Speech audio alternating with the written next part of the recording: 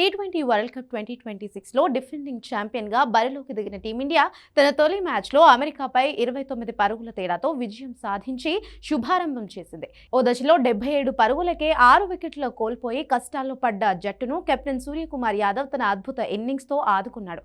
ఇప్పుడు అదే ఉత్సాహంతో ఫిబ్రవరి 12న ఢిల్లీలోని అరుణ్ జైట్లీ స్టేడియంలో నమీబియాతో తలపడేందుకు టీమిండియా రెడీ అవుతుంది. సూపర్ 8 దశగా అడుగులు వేయాలంటే ఈ మ్యాచ్లో గెలుపు భారత్కు ఎంతో కీలకం. బౌలింగ్లో భారీ మార్పు, వైరల్ ఫీవర్ కారణంగా తొలి మ్యాచ్కు దూరమైన స్టార్ పేసర్ జస్ప్రీత్ బుమ్రా ఇప్పుడు పూర్తిగా కోలుకుంటున్నట్లుగా తెలుస్తుంది. నమీబియాతో మ్యాచ్కు బుమ్రా అందుబాటులోకి రావడం టీమిండియా బౌలింగ్ విభాగానికి కొండంత బలాన్ని ఇస్తుంది. అయితే బుమ్రా జట్టులోకి వస్తే పేస్ విభాగంలో ఒకరిని తప్పించక తప్పదు. గత మ్యాచ్లో 3 వికెట్లతో మెరిసిన మహ్మద్ సిరాజ్ను పక్కన పెడతారా లేదా లెఫ్ట్ ఆర్మ్ వెరైటీ చూపే హర్షదీప్ సింగ్ను బెంచ్కు పరిమితం చేస్తారా అనేది ఇప్పుడు ఆసక్తికరంగా మారింది. ప్రస్తుత పరిస్థితుల్లో సిరాజ్ పై వేటుపడే అవకాశం ఎక్కువగా కనిపిస్తుంది. Wicket keeper batter Sanju Samson అభిమానులకు ఈ మ్యాచ్లోనూ నిరాశ తప్పేలా లేదు. తొలి మ్యాచ్లో ఓపెనర్లు అభిషేక్ శర్మ, ఈశాన్ కిషన్ విఫలమైనప్పటికీ జట్టు యాజమాన్యం వారికి మరికొన్ని అవకాశాలు ఇవ్వాలని భావిస్తుంది.